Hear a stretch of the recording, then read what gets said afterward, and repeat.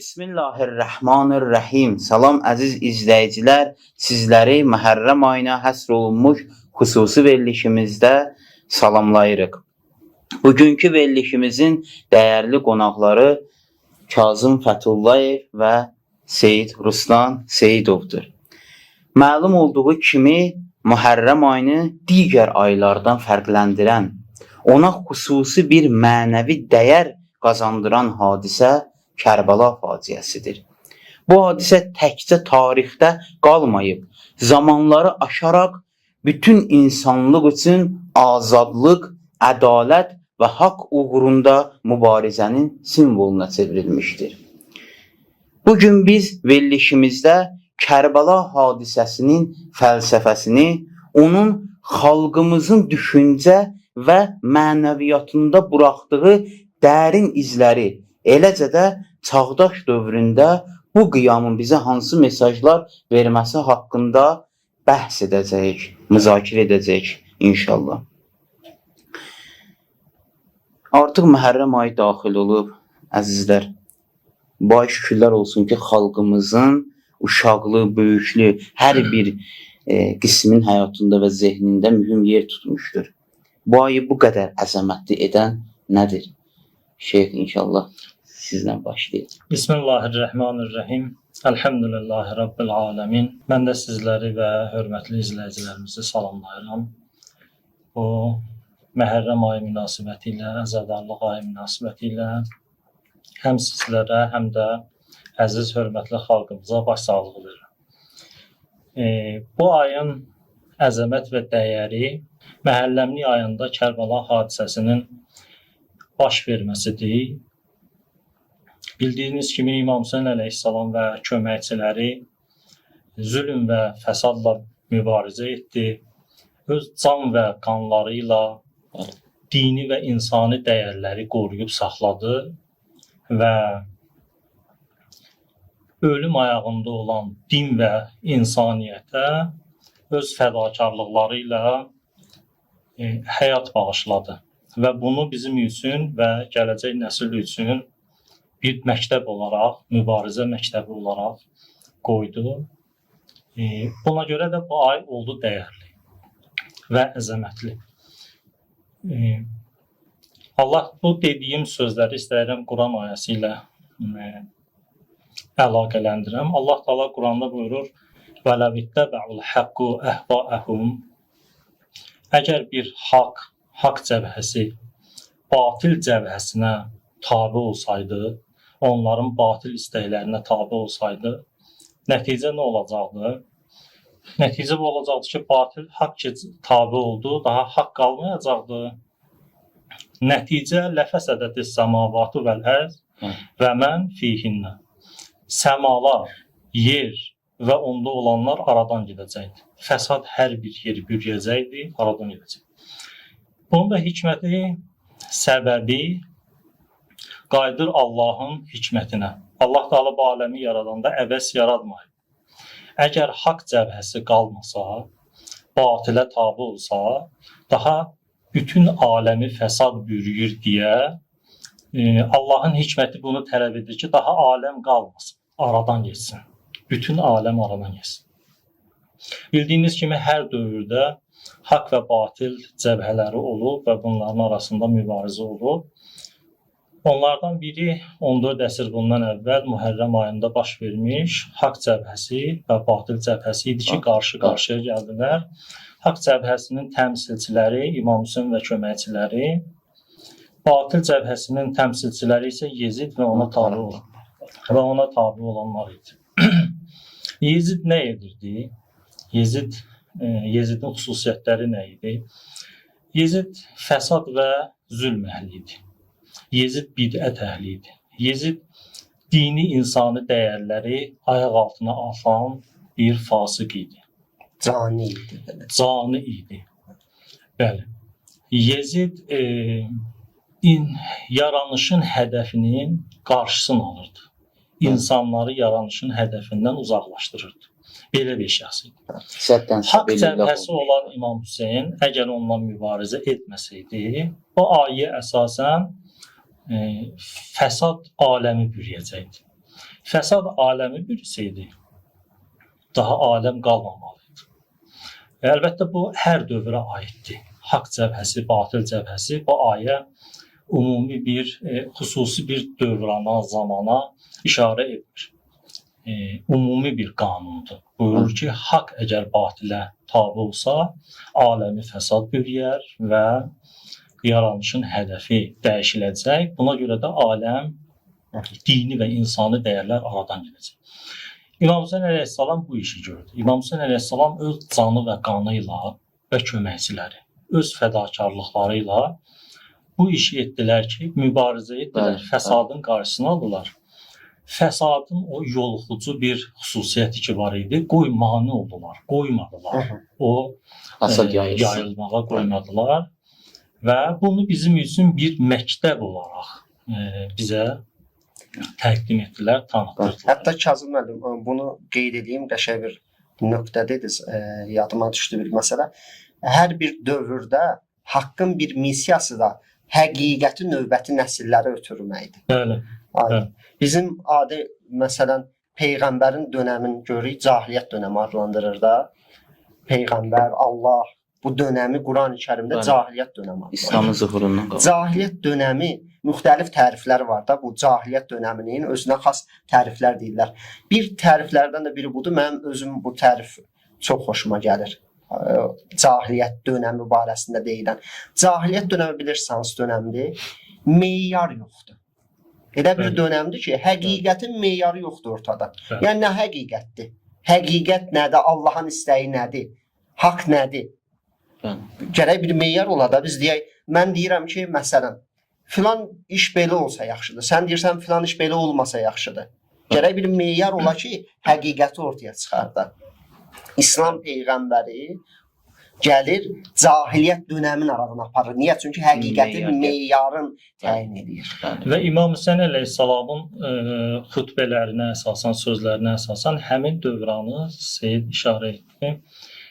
Həmin dövranı İmam Hüseyn əleyhissalam bu cürünə çatdırır. Görmürsüz, haqqa əməl olmur. Görmürsüz, həqiqətlər üstü örtülüb, haqqı batili haqq kimi tanıtdırırlar. Meyarlar bəli, aradan getdiyi bir dövrana, haqla batil yerini dəyişir. Bəli, meyarlar aradan getdiyi zaman bu baş verir və nəticədə fəsad aləmi bürüyür. İmam Hüseyn əleyhissalam və köməkçiləri fədakarlıq etdi, canı və qanı bahasına bunun qarşısını aldılar, fəsadın, zülmün qarşısını aldılar və dini və insani dəyərləri yaşatdılar öz qanları ilə. Öz qanları ilə bu fədakarlığı edib dinə və insaniyyətə dəyər verdilər. Bir nəfər əziz dostlardan biri gözəl cümlə buyururdu. Buyururdu, dini qorumaqdan ötürü, dini saxlamaqdan ötürü qan vermək lazımdır. Tarix bu görülür də, şəhadət, mübarizə və hər qanda din qrupuna düşmür. Dini sağaltmaqdan ötürü hər qan düşmür. Qeyrət və şücaətli şəxslərin qanı lazımdır. İxlaslı insanların qanı lazımdır. Dəyərli insanların, Həzrəti Əbbas kimi şəxslərin qanı lazımdır. Həzrəti Əli Əkbər kimi şəxslərin qanları lazımdır. Bu şəxslər ki, qüdrət simvoluydular. Bu şəxslər ki, ixlas, insani və dini dəyərlərə tam şəkildə, maksimum həddə malik şəxslər idi. O da bu fədakarlıqları ilə din və insaniyyət ki, ölüm ayağında idi, ona nicat verdilər. Ona görə də Məhərrəmlik ayı belə bir əzəmətli və dəyərli oldu. Sözdə qüvvət olaraq deyim, yəni haqq və batildən də əlavə Kərbəla hadisəsini digər qiyamlardan da fərqləndirən biri budur ki, Kərbəlayının Şeyx Kazımın sözünə ilham alaraq deyirəm, şəxsiyyət önəmlidir. Baxın, bir şəxs ki, qiyam eləyir zalıma qarşı, bu şəxs kimdir? Bu şəxs Peyğəmbərin nəvəsi, pak bir ailədən, Həzrət Əli əleyhissalamın övladı, hətta hədislərimizə əsasən, dəqiq mənbələrə əsasən, bu şəxs Peyğəmbərin varisidir. Bu şəxs ki, qiyam eləyir, deməli, bunun atacağı addım, bunun paklığı, bunun atdığı, qoyduğu meyarlar, bunun meyarlara görə etdiyi hərəkətlər artıq göstərir ki, bu qiyam çox dəyərlidir. Və sözdə, yəni belə aydın oldu ki, Məhərrəm ayını əzəmətli edən amillərdən biri də haqq və batil savaşıdır. Bəli. Və bu haqqın da batilə qalib Və gəlməsidir. haqq cəbhəsinin fədakarlığının o ən pik həddi. Bəli, bəli. Yəni İmam Hüseyn cəbhəsindən yuxarı bir fədakarlıq, ikinci bir elə bir qrup yoxdur. Tarixdə bu qədər fədakarcasına müqavimət göstərsin. Təsəvvür edin, çox həqiqi maraqlıdır. Bilirlər sabah hamısı şəhid olacaq. Aha. Çəkilmirlər ətrafından. 72 nəfərlə, 74 nəfərlə, bəzi hədislərdə qeyd olunub, tarixi mənbələrdə 100 neçə nəfər, sonunda 100 neçə nəfər olur. 10.000 nəfərlik qoşunun müqabilində dururlar. Hamısı bilir son nədir. Bəli. Lakin dinin yaşaması üçün bu paçqanlar lazımdır. Mən əlavə 2 dənə də dəyərli ustadın sözünə 2 dənə məqamı da əlavə eləmək istəyirəm. İcazənizlə təbii ki. Haqq cəbhəsinin fədakarlığı bu məsələnin bir tərəfidir. İmam Hüseynin hərəkatının bu qədər əzəmətli olmasının, bu ayın bu qədər əzəmətli olmasının bir səbəbi budur. Haqq cəbhəsinin fədakarlığı. Yerdə 2 dənə də məncə mühüm səbəb var. Bunlardan ən önəmlisi Allah bu ayı izzətli edib. Bu ayın izzətli olmasına səbəb Allah belə istəyib. Çünki Quran ayəsində Allah buyurur da: "Mən kana yuridul izzətə fəlillahi izzətu cəmiyyən." Hər kəs izzətli olmaq istəsə, hər kəs, hər bir şey, bütün izzət Allaha məxsusdur. Bir ay izzət ayıdırsa onu mütləq Allah izzət ayı edib. Çünki izzət Allaha məxsusdur. Bu ayı insanlar izzətli edə bilməz. Əlavə bir məsələ də budur ki, bu ay ümumiyyətlə İslamda və İslamdan da əvvəl haram aylardan olub. Haram yəni ehtiramı qorunması bir ay olub. Bəli, bu da önəmli məsələdir. Hə, baxın, tarixə biz baxanda görürük ki, dövrün bütün sultanları Kərbəla ilə mübarizə aparıb. Əməvi cəbhəsi, Əbbasi cəbhəsi, kim gəlib İmam Hüseynin hərəmi ilə mübarizə. Hətta neçə dəfə çayın axarını dəyişiblər, İmam Hüseynin hərəminin üzərinə salıblar ki, bu içsin, yoxa çıxsın. Lakin Allahın izzət verdiyi bir şeyi heç kəs yox edə bilməz. Tarix bu boyu mümkün deyil və şükürlər olsun bugün bu izzət məktəbi ən pik həddinə çatıb. Hətta baxın Ərbəyin hadisəsinə 20 milyondan çox hər insan gəlir İmam Hüseynin ziyarətinə. Yalın ayaqla. 3 gün piyada yol gedirlər. Nə bir gözəlliyi var orada. Əlbəttə Kərbəlada gözəllikdən başqa bir şey yoxdur. Lakin təbii gözəlliyi yoxdur. İstirahət olması bir şey yoxdur. Əziyyət olur. Əziyyətli bir yol, gün 46 dərəcə isti, bəzən 50 dərəcə istiyə qədər qalxır. Bu günün altında 20 milyon şəxs və heç kəs bunları dəvət eləməyib. Kim dəvət edib? Bu gün bir yerdə yığsınlar, bir il, istənilən bir ölkədə bir il. Vaxt qoysunlar, təbliğ eləsinlər, neysə bir yığıncaq üçün 20 milyonu görsünlər, oraya yığa bilirlər, yoxsa yox. Hatta düşman bunu etiraf edir. Mümkün deyil bu şey. Təbliğatla belə mümkün deyil. Allahın əli olmasa, Allah izzət verməsə, bu cəmiyyət orada... Bəli, Kərbəla hadisəsi bir daha bizə göstərir ki, ilahi bir hədəflərə qulluq eləyib. Bu hadisəni izzətli eləyən Allahdır. Və 3-cü məqam birin ustad buyurdu, bir məqamda mən dedim, Allah 3-cü məqamda Əhl-i Beyt. Bu ayın izzətli olmasında əsas səbəblərdən biri də odur. Biz baxırıq Əhl-i Beytin sirəsinə, sünnəsinə baxanda görürük ki, Peyğəmbər, imamlar, hamısı İmam Hüseyni qabağa veriblər. Tarixdə çoxlu hərəkatlar olub. Peyğəmbərin nə qədər döyüşləri olub, İmam Əlinin xilafəti dövrü olub, İmam Həsənin sülh dövrü olub, digər imamların təqiyyə və təbliğ dönəmləri olub. Lakin əqidə olaraq, hərəkat olaraq, xətt olaraq görürük Aşuranı, İmam Hüseyn xəttini. Hər imam deyir İmam Hüseyni ağla. Hər imam İmam Hüseyni əzə saxlayır. O bir imamlar da şəhid olublar. İmam Əli də şəhid olub, İmam Həsən də şəhid olub. Bütün imamlarımız şəhid olublar. Lakin İmam Hüseyn Peyğəmbərin zamanından xüsusi qabardılıb. Görünür ki, Əhl-i Beytin bizdən istədiyi və eləmək istədiyi elə həmin İmam Hüseynin eləmək istədiyidir. Sadəcə zamana, şəraitə görə bəzən alındıra bilməyiblər. Zaman şərait fərq edir. Və Əhl-i Beytin İmam Hüseyni təbliğ etməsi də bu ayın izzətli olmasında növbəti səbəblərdən biridir. Bəli. Bu səbəblər göstərir ki, Kərbəla hadisəsi ilahi bir addım olub və ilahi hədəfləri yaşatmaq üçün bu qədər fədakarlıq, bu böyük şəxslərin öz canlarını, öz silahdaşlarının canlarını ortaya qoyması bunu göstərir ki, bu hadisə olduqca dəyərlidir və İslamın belə deyək, yaşaması üçün də bir addım idi. Bəli, bundan da əlavə İmam Hüseynin məzlumluğu bunu göstərir ki, bizə bu hadisəni daha da əzəmətli eləyir. Bilirsiniz niyə? Elə işarə elədiniz bu məsələlərə. Məsələn, İmam Hüseynin canını verməsi, az bir qoşunun, çox bir qoşunun qarşısında dayanması, o özü məzlumun da əslində bizim xalqımızda, yəni ola bilər bəzilərinin fikrində məzlumluq zillətlik kimi məna olunsun. Amma məzlumluq zillətlik deyil. Məzlum sözü Zəlil olmaq deyil. Bəli, bəli. Məzlum olmaq yəni zülmə məruz qalmaqdır. Bəli.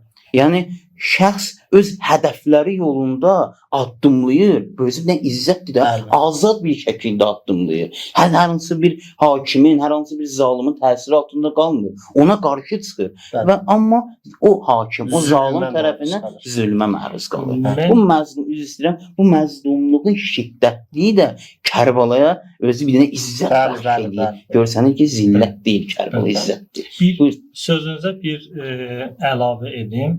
Məzlum ərəb sözüdür, yəni zülm olunmuş. Ərəblər 2 nəfərə zülm olunmuş deyir, müxtəlif təbirlərlə. Bir məzlum var, yəni zülm olunur, bir də munzəlim. Bu da hər ikisinə zülm olunur. Fərqləri var. Məzlum mübarizə edib, öz haqqını tələb edib, Aha. batıl cəbhəsi ilə mübarizə edib ona zülm olub, bu qüdrət sayılır. Bu Allah dərgahında dəyər sayılır. Belə şəxslərə məzlum deyirlər. Bir də munzəlim var. Munzəlim o şəxsə deyirlər, düzdür ona zülm olub, amma o zülmü qəbul edib.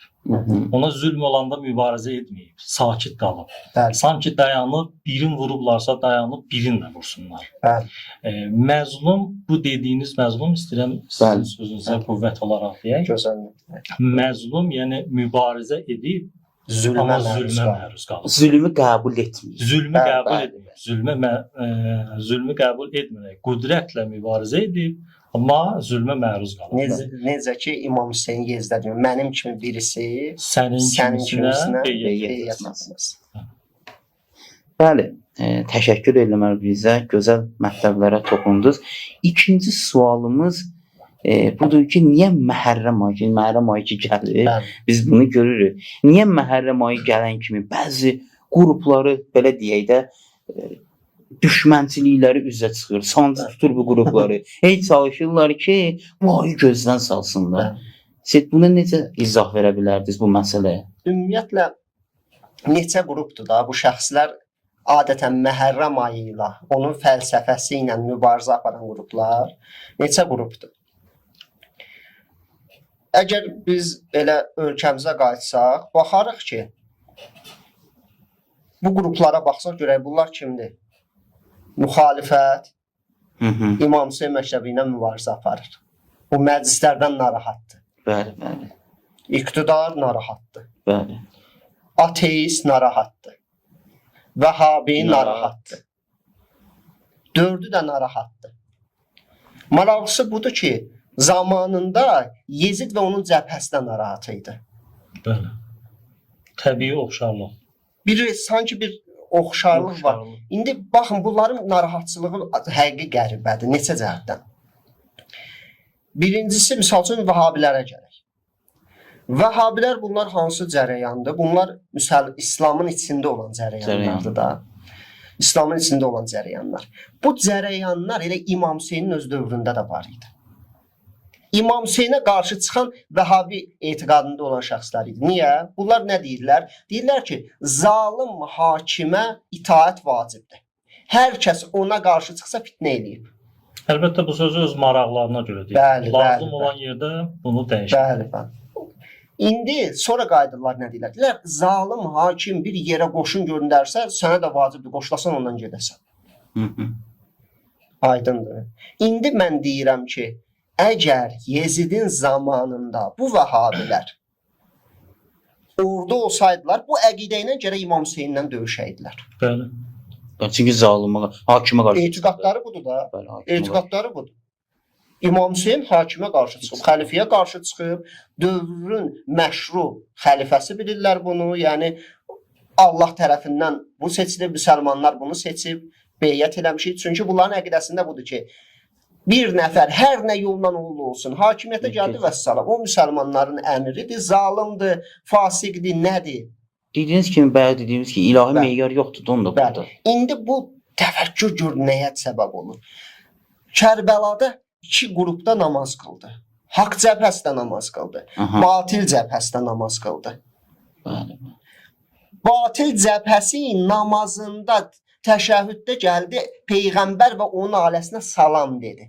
Dalıyca gəldi Peyğəmbərin ailəsini şəhid elədi və balalarını əsir elədi. Bax, bu əqidə, bu düşüncə tərzi elə səbəb olmalıdır ki, sən haqq cəbhəsinə qarşı çıxasın. Təsəvvür elə ki, namazında sən Əhl-i Beytə salam deyirsən və gəlib İmam Hüseyni şəhid edirsən. Bir nöqtəni də qeyd edeyim, bəzən deyirlər, bu şübhələr də atılır ki, İmam Hüseyni şiyələr şəhid elədi. Şiyələr dəvət elədi, sonra da özləri gəldilər, İmam Hüseynlə döyüşdülər. Birincisi, bu sözün özü başdan ayağa təzaddır. Niyə? Çünki şiə əqidəsinə görə hər kim imamla döyüşsə, bu adam ya nasibidir, Bəli. ya xavaricdir, ya da mürtəddir, dindən çıxıb. Aydındır. Yəni, Bəli. bunun imkanı yoxdur. Bir nəfər imamla döyüşürsə, deməli artıq o şiə deyil. Sözü olaraq olun, şiə imaməti dinin sütunlarından Bəli, biri. bəli, Necə olar bəli. ki, dinin sütununu aradan Bəli, aparmaq bəli. istəsin? Və bir məsələ mən əlavə edim. Ömər Sədin İmam Hüseyn əleyhissalamla döyüşən düşmən qoşunu İmam Hüseyn əleyhissalam onlara xitab edəndə ki, nə istəyirsiniz məndən? Onlar deyirdilər ki, atandan olan kin küdrət ki qəlbimizdə var, qəzəb ki qəlbimizdə var. Yəni Həzrət Əli əleyhissalamdan qəlbimizdə olan qəzəbə görə səndən döyüşürük. Belə şəxs şiə deyil. Hətta baxırıq biz İmam Əlinin qoşununda Muaviyə ilə döyüşənlər İmam Əlinin qoşununda cəmləşmişdi, Muaviyə ilə döyüşürdü. Bəli. Xəbar zardan çıxdı. İmam Əlinin qoşunundan. İmam Əlinin qoşunundan. Bəli. Xəbar olmamışdan qabaq nə idilər? İmam Əliyə tabe idilər də. Bəli. İmam Əlinin qoşununda döyüşürdülər Muaviyə ilə. Və ondan da əvvəl başqa xəlifələrə tabe. Bəli, ondan qabaq da başqa xəlifələrə Bəli. tabe idilər.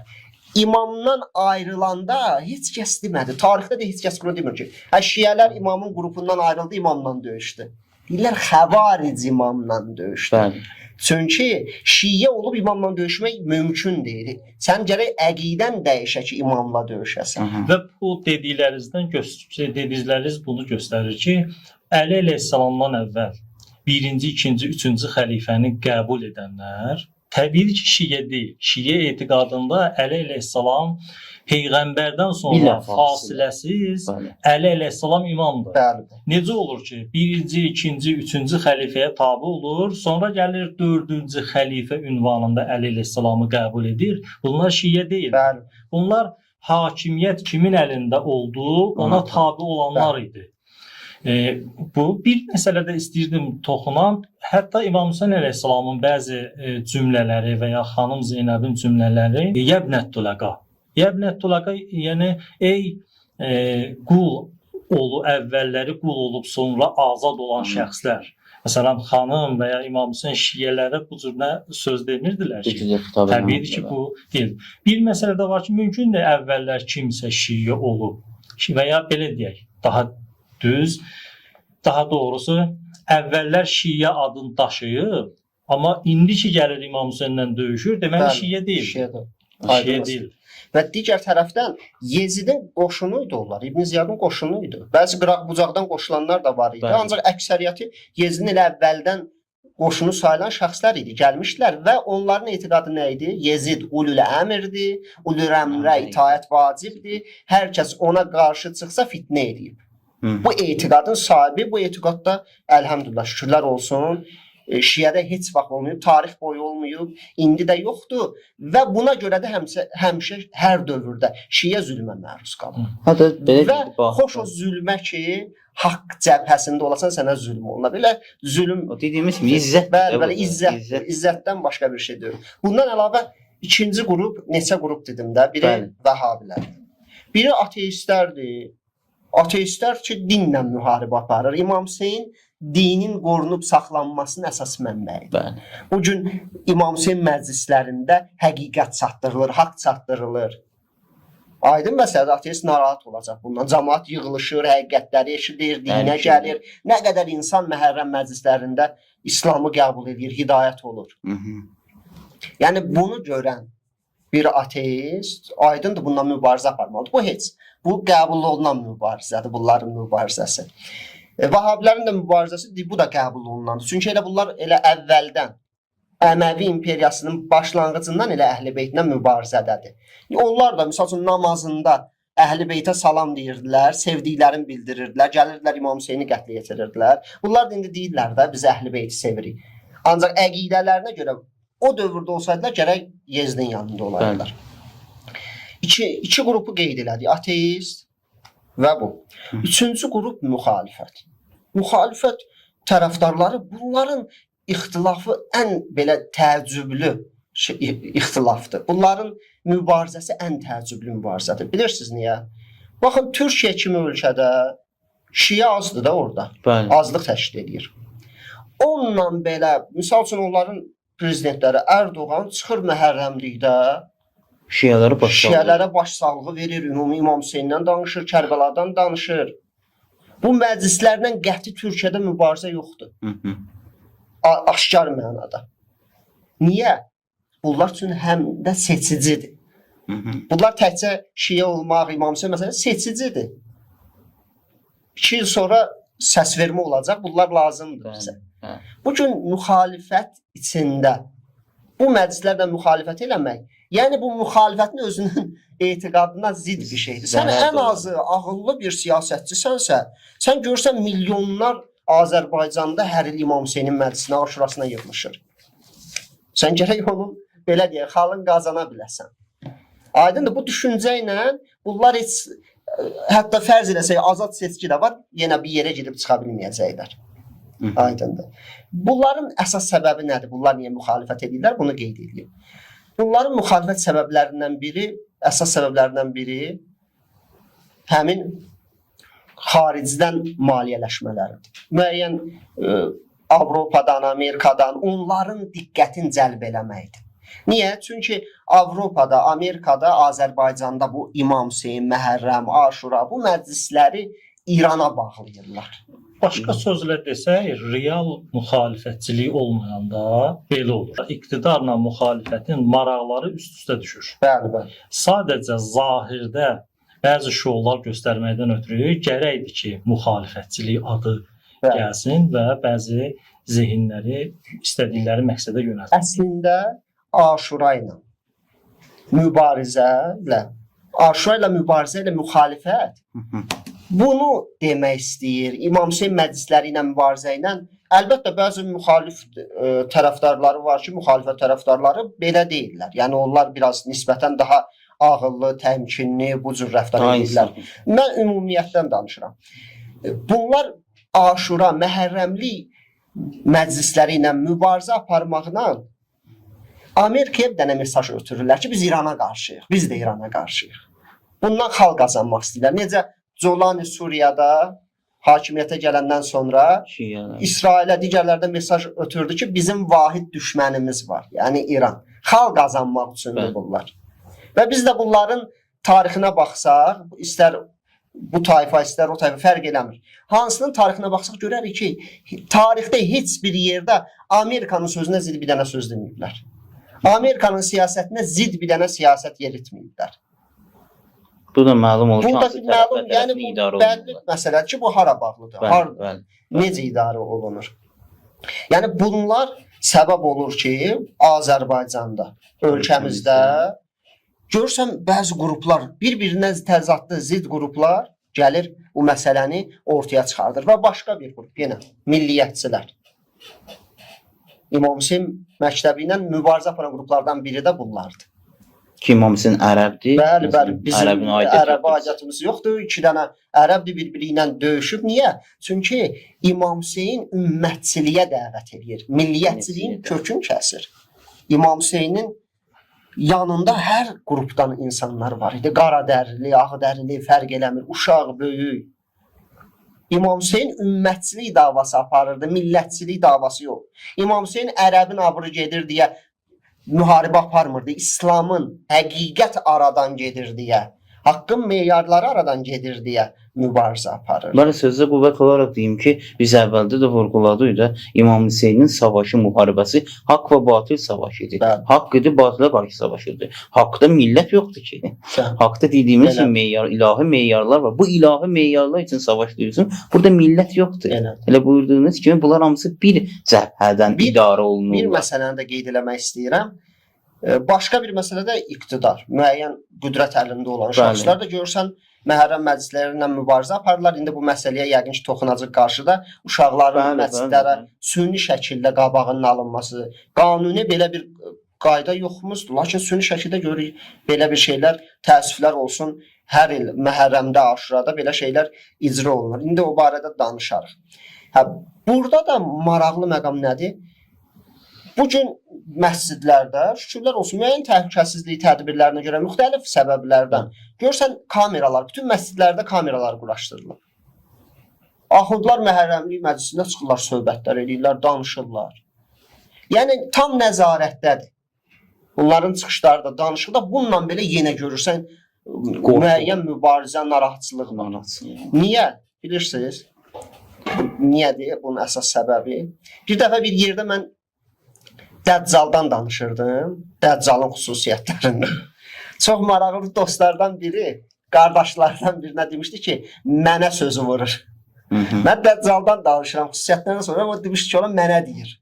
Bəli. Aydındır. Bəzən də görürsən Yeziddən danışılır, Yezidin xüsusiyyətlərindən danışılır. Kimsə elə bilir ki, kiməsə söz atılır. Əslində birincisi səndə bu xüsusiyyət olmasaydı Bəli. mən narahat olurdum. Hə, səndə bu xüsusiyyətlər varsa get bunları düzəlt. Vay o şəxsin anla ki, həqiqətən öz xüsusiyyət Yezidə oxşuyur. Aydındır. Hansısa məmur niyə bundan narahat olmalıdır? Bəli, bu ayə ilə gözdən Bəli, salmaqların səbəblərindən biri də budur. bütün Çünki zalim cəbhəsi qorxur. Maraqlı bir siz nədir? Düşmən Kərbəlanın mesajları insanlardan, yəni belə deyək, şiələrin əksəriyyətinə yaxşı başa düşür.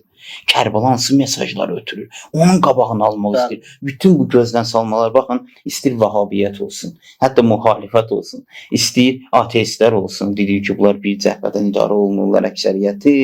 Məsələn, etiqadı baxımından gəlirlər, şübhələr yaradılır. İnşallah indi elə bilirəm ki, gələcəkdə bu barədə verilişlərimiz olacaq. Şübhələr niyə yaradılır Məhərrəmlə Vəhabilər tərəfindən? Şübhələr yaradılır. Şübhə bu deyil ki, sən mən bilmirəm bu şeyi başa düşüm, soruşuram, bəli bu quda. Görürsən ki, inadcasına yanaşırlar məsələyə. Niyə? Çünki istəyirlər Məhərrəm ayını gözdən salsınlar, şübhələri yaradırlar. Mediadan bir tərəfdən bunlara kömək eləyir ki, bu məsələləri qabardır, bunların şübhələrini qabardır. Amma həqiqəti, Kərbəla həqiqətin bu şübhələr qədər də qabardmırlar. Yəni göstərirlər ki, Kərbəla hadisəsinin düşmən bunu özü göstərir bizə.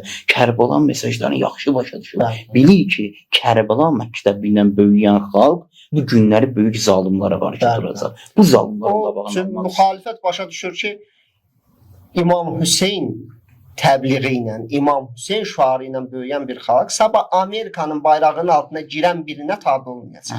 Ona görə mübarizə aparır. Aydındır. Və ən maraqlısı da budur ki, xalqımız hər il bu təbliğlərə qəşəng özü cavab verir. Elə meydanda, yaxşı mənada meydanda cavab verir. Aşura məclislərində, Məhərrəm məclislərində cavab verir. Çünki Allah izzət verib İmam Hüseynə. Sovet repressiyaları o boyda repressiyalara baxmayaraq İmam Hüseyn məclislərinin qabağını ala bilmədi. Xalq azadlığına qovuşan günü elə ilk günlərdən Aşura məclislərini həyata keçirdi. Öz şəhidlərinə sinə vurdu. 20 yanvarda qədim videolarımızda var bizdə. 20 yanvar şəhidlərinə xalq mərsiyyə deyir, sinə vurur. Elə Qarabağ müharibəsində şəhidlərimizin dəfn mərasimlərində. Bəli. Bu şüarları Qəbristanlıqda gedib sinə burada bəli, öz çünki bu xalqın ruhunda, canında var, xalqın Bəli. kimliyində var. Sən bununla nə qədər mübarizə edirsən elə. Bir, bu xalqın kimliyində var. İkincisi, Allah izzət verib İmam Hüseyn məclislərinə. Onu aradan heç kəs apara Apara bilməz. bilməz. Mümkün deyil. Bəli, Mən inşallah. suala başqa bir yöndən istərdim yanaşam. Allah razı olsun, çox gözəl şəkildə izah edildiniz, geniş şəkildə. Başqa bir yöndən yanaşmaq istərdim ki, əsas səbəbi bunlar ki, bu qədər narahat olur, düşmənlikdir. Yəni müxtəlif cəhətlərdən yanaşmaq olar da məsələyə. Bu düşmənlik gətirib onları bu işlərə vadar edir ki, müxalifətçilik eləsinlər, qadağalar qoysunlar. Niyə? Baxın, normal insan təbii olaraq dini qəbul etmirsə və ya İmam Hüseyni qəbul etmirsə, o təkcə məhəlləmlik gələndə təbiidir ki, əzadarlıq etməyəcək, bu qədər. Hə. Amma kiməsə mane olmayacaq, Hı -hı. kimisə ələ salmayacaq. Məhəlləmlikdə şadlıq etmək olar, toy etmək olar. İmam Hüseynin bayrağına məhdudiyyət, uşaqların məscidə getməsi, iştirak eləmələrinə məhdudiyyət qoymayacaq. Və təbiidir də hər il bu işi israrla, qərəzli şəkildə etməyəcək. Çünki niyə qəbul etmir? Dini Hə. qəbul etmir, daha oturur kənarda. Dini qəbul etmir, nə namaz qılacaq, nə əzadarlıq edəcək, nə məscidə gedəcək. Amma kimsə bunu edirsə, bu niyə narahat olur? Düşmənçilik. Düşmənçilik. Hə. Niyə hər il məhəlləmlikdə toy etmək sözü ilə o xalqımızın əksəriyyətini narahat edir. Xalqımızın əksəriyyəti müsəlman və şiə olduğu üçün Əhl-i-Beytə əzadarlıq edir. Bu dini prinsiplərə söykənir də. Bu nəyə görə narahat olmalıdır? Siz təsəvvür edin, bir adam israrla gəlir, deyir ki, məhəlləmlikdə toy etmək olar. İmam Hüseynin bayrağı olmamalıdır, qadağa. Uşaqlar məscidə getməməlidir. Əvvəllər bunu demirdiniz axı. Sonradan bu yarandı da. Deməli, hansısa marağa görə bu yarandı. Bu avamlıq və nadanlıqdır, yoxsa düşmənçilik? Təbii ki, düşmənçilikdir. Çünki normal insan qəbul etmədiyi işi bu qədər israrla, qərəzli şəkildə təlqin eləməz. təlqin eləmir xalqa və bilir ki, bu təlqinin nəticəsində çoxlu xalqda problemlər yaranır, narahatçılıq yaranır, Və hətta- istirab, stres yaranır. Hətta bunu da qeyd edeyim. Maraqlı da Azərbaycanda hətta Əhl-i-Sünnənin böyük bir qismi Əhl-i-Sünnə olan ərazilərdə də Məhərrəm ayında o hörməti saxlayırlar. Görsən Bəli, toy bəli. işlərin bəli. inşallah buna Əhl-i-Sünnə biz düşmən deyilik. Mən bir marağa bu düşmənçiliyin kökündə nə Bəli. durur? Düşmənçiliyin kökündə əgər dinin Quran və hədislərə əsasən istəsik bu məsələni təhlil edək, düşmənçiliyin kökündə günah və fəsad ruhiyyəsi durur. Günah və fəsad ruhiyyəsi durur. İnsana Allah Taala yaradarkən fitrət verib, xüsusi bir xilqətdə yaradıb insanı, yaranışda yaradıb. O haqq sevərdi, Allah sevərdi. İnsan fitrətən belədir. Və batilin əksinə, batili qəbul etmir. Allah Taala Quranda buyurur da: "Və həbbəbə iləykumul iman." İmanı sizə sevdirdi, günah və fəsadı, üsyançılığı isə sizə pis olaraq tanıtdırdı. Bu fitrətən bütün insanlar belədir. Amma günah ruhiyyəsi, günah etdikcə, fəsad etdikcə insanlar bu batini həqiqətlərin dəyişir. Başqa sözlə, həqiqi kimlikləri ki, Allah onlara hədiyyə vermişdi, ərməğan vermişdi, Bəli. onu dəyişir. Bir həddə gəlir çatır ki, Əhl-i-Beytlə düşmənçilik edir. O maraqlar ki, buna sevdirmişdi, o maraqların, o prinsiplərin əksinə və ziddinə yaşayır. Bir hədisi yaxşı olar ki, mən işarə edim bir hədisə. Allah Taala imamlarımız hədisdə buyurur insanlara 40 iffət pərdəsi verilir bütün insanlara. Bəli. Hər dəfə günah etdikcə bu iffət pərdələri aradan gedir. Bir həddə çatır, bütün iffət pərdələri yırtılır və insan iffətsiz, iffət pərdəsi aradan tamamilə qurtarır. Belə olan halda Allah Taala göstəriş verir ki, qanadlarınızla bunların eyblərini örtün, günahları ictimailəşməsin. Günahları ictimailəşməsi sözü mənim təhlilimdir hədisdən. Günahları ictimailəşməsin. Bir müddət keçir, bu halda da günah edirlər. Belə halda mələklər Mələklər narahat olur, Allaha bunlardan şikayət edir. Buyurur ki, bunların etdiyindən biz həya edirik. Onlar bir işlər görürlər ki, daha bunlar həya etmədi ki, biz həya edirik. Belə halda Allah Taala buyurur, qanadlarınızı çəkin. Qanadlarınızı çəkin, yəni ictimailəşsin. Daha öz başlı başına, buraxın başlı başına. Belə olan halda hədisin davamında buna imam buyurur. Bu halda, yəni hansı hal? Bir halda ki, bütün iffət pərdələrini yırtdılar. Hətta mələklər onların yerinə həya etdi. Başqa sözlə desək, tamamilə dəyərsiz oldular. İmam buyurur ki, bu halda bizlə düşmənçilik edirlər. Bu halda. Bu düşmənçilik bahis olur, səbəb olur ki, onlar gəlib israrla qəbul etmədiyi bir şeyi ələ salsınlar və ona mane olsunlar və nəticədə də xalqın etirazına səbəb olsun. Və bu iş həmin düşmənçilik. O bir məsələ işarə elədiniz. Mühüm bir məsələ idi. O Məhərrəm ayında toy etmək. Bilirsiniz, bu şübhə, bu söz axır vaxtlar gəlib çıxdı bizim xalqımız ki, bu şeyə çox riayət edir. Məhərrəm ayında toy etməməyi. Amma səbəbin deyərdiniz. Yəni Məhərrəm ayında niyə toy etmək olmaz? Əgər bu sualda istifadə olunan iki cümləyə, iki kəlməyə diqqət etsək, daha kifayətdir. Nəyə görə toy etmək olmaz? Məhərrəmlik ayı Allahın ən əziz bəndələri, Peyğəmbərimizin əzizlərini matəm ayıdır. Bunu hamı bilir. Bəli. Toy isə şadlıq əlamətidir. Harda görübsünüz ki, normal bir insan öz əzizlərinə matəm günündə şadlıq etsin? Bu görsən mümkün deyil. Normal insan bunu etmir. İmam Rıza əleyhissalam buyurur, atam İmam Kazım elə ki Məhərrəm ayı daxil olurdu, nə təkcə şadlıq etmirdi, hətta heç kəs onu güləriz görmürdü. Çünki həqiqəti başa düşür də, Məhərrəm ayının həqiqətini başa düşür ki, matəm bir aydır. Quran ayələrinə əsasən dinin təməl prinsiplərindən biri Əhl-i-Beytə məhəbbət bəsləməkdir. Hansı normal düşüncəli insan məhəbbət bəslədiyi şəxslərin matəmli günündə şadlanır. Bizim dahi şairlərimizdən biri Məhəmməd Füzulidir. Allah rəhmət eləsin.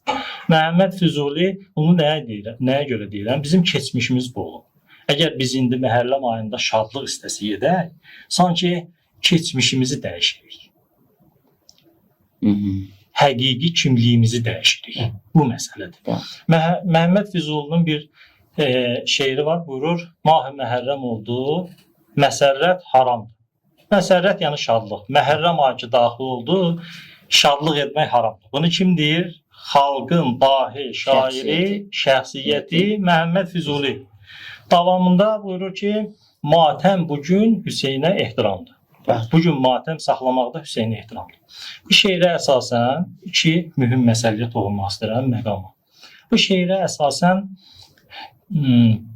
biz Azərbaycanlıların dindən qaynaqlanan keçmiş ənənəmiz bunu deyir ki, siz gərək matəm saxlayasınız bu aya. O da indi kimsə gəlir deyirsə şadlıq edin, toy edin, buna gərək yad kimi baxaq. Yad planetli şəxs budur. Yad planetli şəxs budur ki, keçmişini ududub yeni bir şey gətirir. Halbuki keçmişimizdir. İkinci məsələ budur ki, bu şeirə əsasən əzadarlıq etmək kör-körana bir iş deyil. Dinə ehtiramdır. Bunu kim deyir? Bizim bir ziyalı şəxsiyyətimiz bu sözü deyir.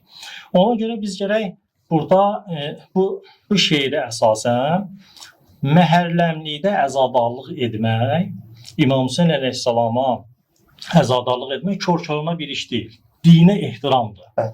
Və ziyalı insan olmağın ziddinə bir şey deyil. Bəlkə ziyalı olmağın göstəricisidir. Ziyalı insan olmağın göstəricisi ki, gərəkdir Əhl-i Beytə matəm saxlayar bu ayda. Niyə? Çünki Azərbaycan xalqının hər bir fərdindən soruşsam, dahi şairimizdən ziyalı bir şəxs tanımır. O dahi şair əgər deyirsə, bu işin özü dinə ehtiramdır, kör-körünə əməl deyil. Deməli ziyalı şəxsiyyət olmağın nişanəsi budur, göstəricisi budur. Bəli, elə sizin sözü bu deyim ki, bu məsələni elə göstərmək istəyirlər ki, bunlar təzə meydana çıxıb. Gör Məhərrəm ayında matəm saxlamaq təzə meydana çıxıb. Amma bir daha sübut olunur ki, bunlar bizim keçmişdən, adət-ənənələrimizdən, dahi şəxsiyyətlərimiz də buna işarə edir. Əlbəttə biz istəyirsən.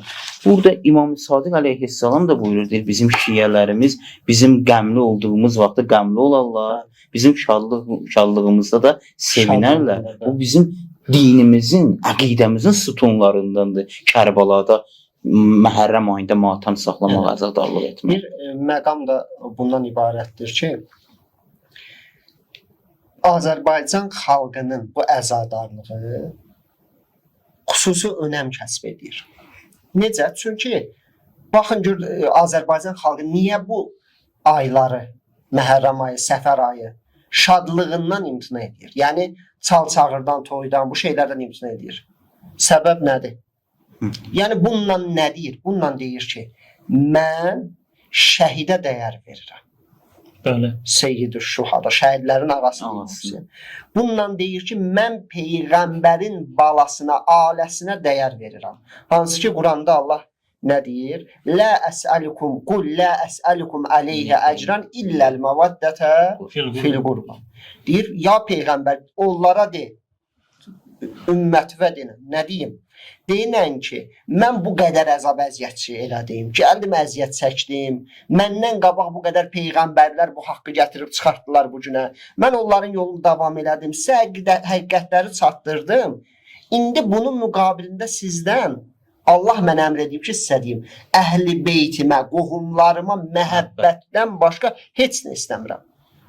Ya, namaz istəmirsən, həcc istəmirsən, zülmlə, zalimlə mübarizə istəmirsən, ancaq elə məhəbbət istəyirsən. Hə, ancaq məhəbbət. Niyə? Çünki bu məhəbbət səbəb olursan, Yezidlə mübarizə aparasan. İmam Hüseyni Əhl-i Beyti sevməsən, gedib Yezidə qulluq edir. Bütün o əməllərində gedir sual altına. Məhəbbət səbəb olur özünü Əhl-i Beytə, İmam Hüseynə oxşadasan. Məhəbbət olmasa o şəxsə... Azərbaycan xalqı gəlir məhərrəmlikdə deyir ki, biz Allahın əmrinə itaat edirik. Mənəvi, mədəni əmrinə. Əmrlər iki cürdür. Məsələn, qanun hüquqi baxımdan oğul atası oğlun döyüb, oğul gedib atasını məhkəməyə verə bilər. Hüquqi baxımdan belədir. Ancaq qanuni, mədəni baxımdan, İslam mədəniyyəti baxımından necədir? Deyir ki, belə demə valideynlərə. Belə demə. Səbirli ol, eybi yox, atandır. Mədəniyyətlə qanun fərqli bir şeydir. Qanuni baxımdan baxsan, bəli, bu ayda kəbin kəstirmək olar. Və onlar da həqiqətən də biri gedib kəbin kəstirə bilər. Şadlanmaq, çal-çağır eləmək olmaz. Yəni o ürfdəki o cür gəlin paltarı geyinsin, gəlin bəy, kostyum, libas düşsünlər ortalığa. Bu olmaz. Niyə? Çünki İslam mədəniyyəti ilə ziddir. Hər şey qanun deyil. Mən bir məsələyə toxunum sözünüzdə. O düzdür, bu günlərdə kəbin kəstirmək şəri baxımdan problem deyil. Amma nəyə görə insanlar, Əhl-i Beyti sevən insanlar, yəni bunu nəyə görə biz insanlara təqdim etməyək ki, siz əvvəlcədən tənzimləyin, bu aya düşməsin. Bəli. Bəziləri görmüşəm, deyirdilər, qabaqda sosial şəbəkədə deyirlər, siz 2 ay matəm saxlamaqla nə qədər nəsil çoxala bilərdi, onun qarşısını alırsınız. Bu səfsətə deyil. Bu haqla batili qarışdırmaqdır. Ümumiyyətlə, ola bilsin, heç bir şəxs özü başa düşməyib bunu. 2 ayda insan toy etmirsə, mənası bu deyil ki, 2 il toy etmir. Onu əvvələ sala bilər, sonraya sala bilər. Onsuz da bizdə nişanla toy arasında və xalqımız da buna riayət edir. Həmişə məhərrəmlikdən qabaq görərsən, əgər birinin xeyir işi olanda məhərrəmlikdən qabaq nişanın eləyər, 2 ay, 3 ay sonra da toyun eləyər. Onsuz da nişanla toy arasında bizdə bu fasilə var. Ən azı 3-4 ay fasilə olur. Yəni bu təbii axardır. Başqa bir məsələ, mənim sözüm bu özlərini müsəlman kimi qələmə verən bəzi şəxslərədir. Ki deyirlər, bu ayda toy olar, bu ayda toy olar. Bunlar bilirlər ki, çox yaxşı bilirlər özdə. Azərbaycan xalqının böyük hissəsi dindar deyil. və toy eləyərkən Allahın əmrlərini ayaq altına atırlar. Sözlər də bilmədən. İçki məclisi, çalçağır, qadın kişi qabağında oynayır, kişi qadının qabağında oynayır. İsraf nə qədər süfrədə yeməklər, qidalar bu cür məclis edir. Yəni Allahın hökmləri tapdalanır. Və bunlar da bilirlər ki, bu ayda sən desən ki, get toy elə, əslində bu fəsada 10 toydan 8-i elə belə olacaq. Yəni bunlarla razıdırlar əhli beyti olan kinləri səbəbdə əslində buna. Zahiri kin yox ha. Bu zahirdə deyəcək, mən əhl-i beyti sevirəm. Ancaq ideologiya nəyə xidmət edir? Eybi qoy Allahın əmrləri də tapdalansın. Ancaq bu ənənə sınsın. Xalqın İmam Hüseynə olan hörməti sınsın. Əhl-i beyti olan hörməti sınsın. Nəyin bahasına? Hətta Allahın əmrləri tapdalansa belə. İnsanlar gelib çalçağır eləsə belə. Bəli, bu sualda hər ikiniz qəşəng nöqtəyə toxundunuz. Yəni müştərək nöqtə bu idi ki, əhl-i beytə məhəbbətdən irəli gəlir. Məsələn, bu Məhərrəm ayında toy etməmək. Əlbəttə ki, məhəbbət də nədir? İtaətdir də. İnsanın bir şəxsə ki, məhəbbət olsa, özdə ilahi höccət olsa, ona itaət eləyəcək. Yəni çox qəşəng və gözəl nöqtələr idi. Hər birinizdən Allah razı olsun. Növbəti sualımız da budur ki, Məhərrəm məclislərində, əksərən indi Məhərrəm ayı başlayırlar uşaqları məclislərdən uzaqlaşdırmaya. Bəzən uşaqların meyilləri var. Ümumiyyətlə, biz özümüz də Məhərrəm məclislərində böyümüş. Uşaqlığımız orada keçir. Görürsən, Məhərrəm məclisləri başlayan kimi gəlirlər, qalırlar məscid qabağında, uşaqları qoymurlar məscidə. Bəli. Mane eləyirlər. Bu başa düşmən bunu bilərəkdən eləyir. Yox, bu əhəmiyyətli istəyirəm faydalarını deyəsiniz. Uşaqları Məhərrəm məclisinə aparmağın nə kimi faydası var? Mənim etiqadıma görə bu proqramlar ölkə daxilindən yox, xaricdən ölkəyə nüfuz elətdirilir. Müəyyən nüfuzi qismə İranda bir söz deyərlər, nüfuzilər. Müəyyən belə deyək, yad ellilər biz deyərik, qədimdə deyərlər, yad ellilər tərəfindən ölkəmizə nüfuz elədir bu planlar. Bilirsiniz niyə? Burada çox önəmli məsələdir. Biz ola bilər sadə baxarıq da, böyükləri imkan verirlər, əzadalıq edir. Uşaqları da imkan vermirlər. Uşaqlar böyüyər. Böyüyəndən sonra özü gələr məclislərə.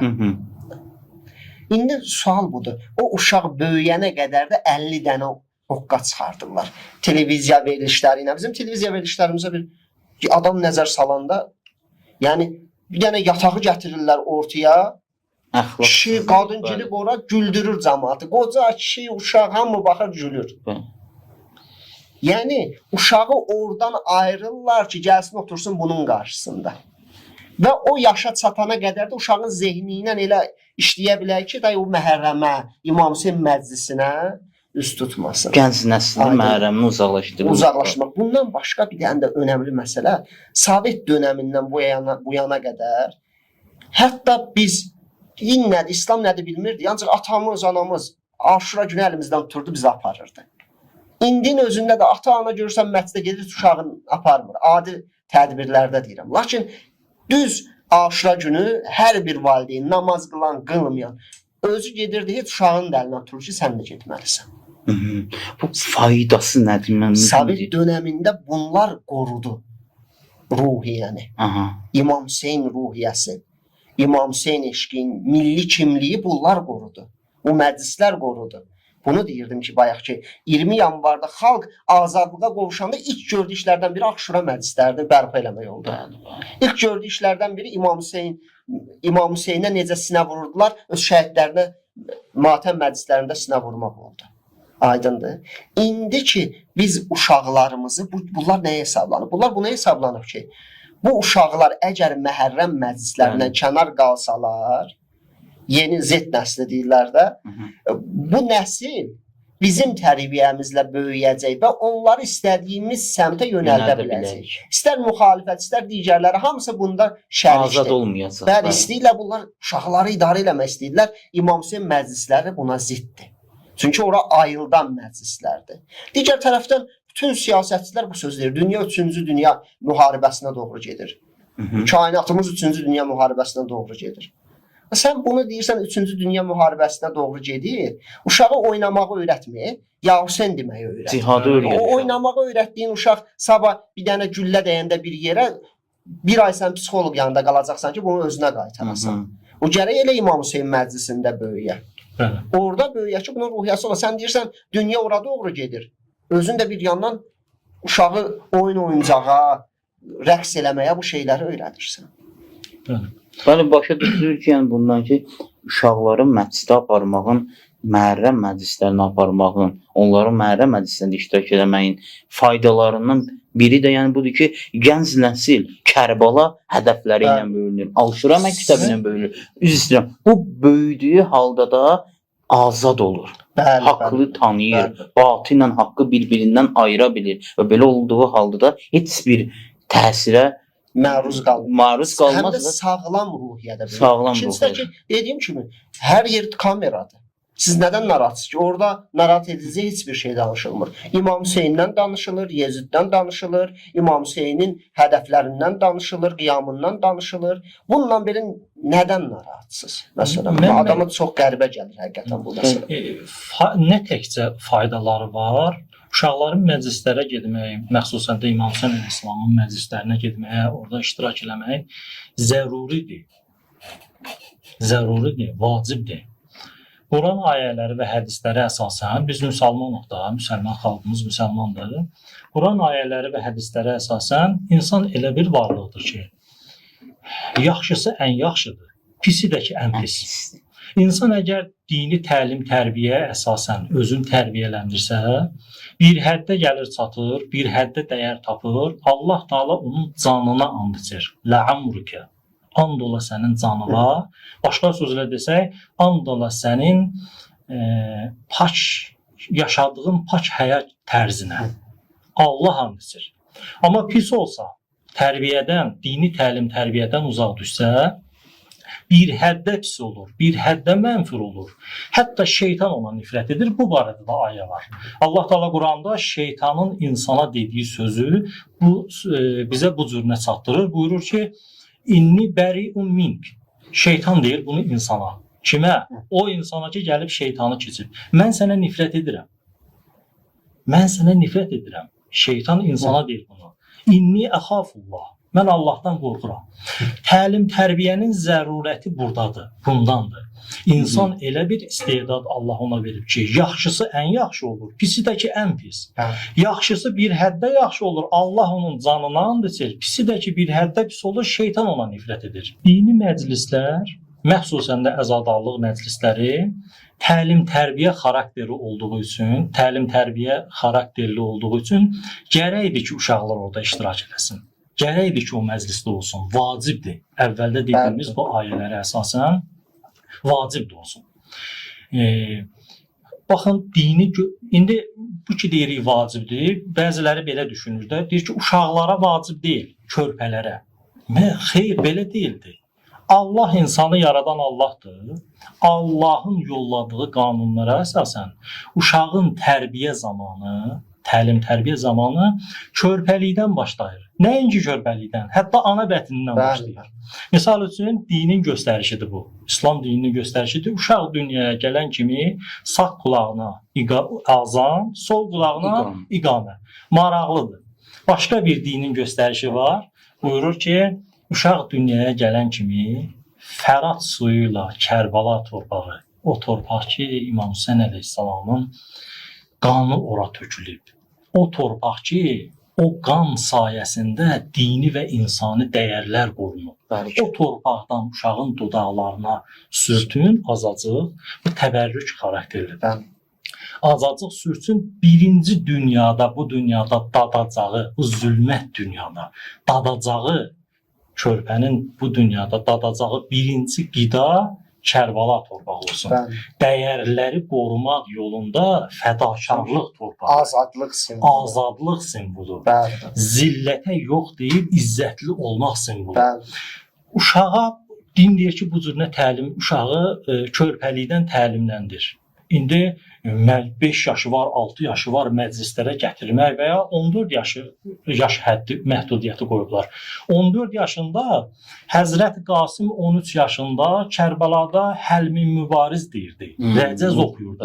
Necə ol, hansı normal düşüncə bunu qəbul edə bilər ki, məclisdə oturub 13 yaşlı uşağın rozasını eşidək, şücaətin rəcəz oxumağını eşidək, amma onun yaşlarına və ya ondan da bir yaş yuxarı, 17-14 yaşlı uşaqlara deyə gəlmə məclisə.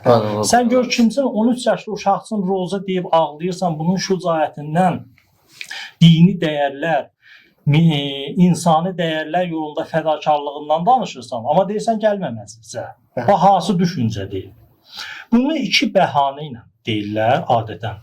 Bir, yaş, deyirlər ki, uşaqsın tezdir. Bu şübhədir də, deyirlər uşaqsın tezdir. Dinin göstərişlərinə görə tez deyil. Bir insanın xaliqi, yaradanı deyirsə tez deyil, sən kimsən deyəsən ki, tezdir. Axı, müsəlman ölkəsidir. Biz əgər Amerikada yaşasaydıq, Fransada yaşasaydıq, Avropada bu işləri eləmirlər. Orada yaşasaqdıq, kimsə desəydi, deyərdik ki, əksəriyyət onlarlandır. Bizim dini müsəlmanlar azlıq təşkil edir deyə, gəlin burada yola gedək. Amma bir xalq ki, rəsmi dini İslamdır, şiyyətlidir, məzhəbi. Necə olur? Bunlar əksəriyyəti müsəlmandır. Necə olur müsəlmanın dini göstərişlərinə qadağa qoyursan? İkinci bəhanələrdə radikallıqdır. Radikal olur. Axı, necə insan, bu sözü necə cəm edir? Bu insan azacıq da düşünmür. Radikallıqla İmam Hüseyn məktəbi bir-birlərinə zidd olan. Bir-birlərinə tam ziddirlər bunlar. İmam Hüseyn əleyhissalamın məktəbi insana mübarizəni öyrədir. Fəsad və zülmlə mübarizəni öyrədir. Zilləti qəbul etməyib, zillətə yox deyib, izzət dalıcı olmağı öyrədir. Günahdan uzaq qalmağı öyrədir.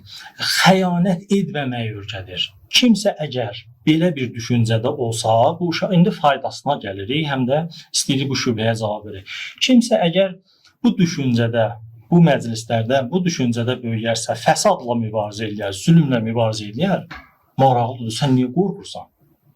Bu uşaq bu məclisdə böyüyüb, zülm və fəsadla mübarizə edəcək. Bu uşaq bu məclisdə böyüyüb, zillətə yox deyəcək. Məgər sən istəmirsən, millətin balaları bu düşüncədə olsun. İstərsən xəyanət etsinlər. Tezli deyirsən, körpə uşaqlar rəqs məclislərini aparır onlara, niyə tez demirsən?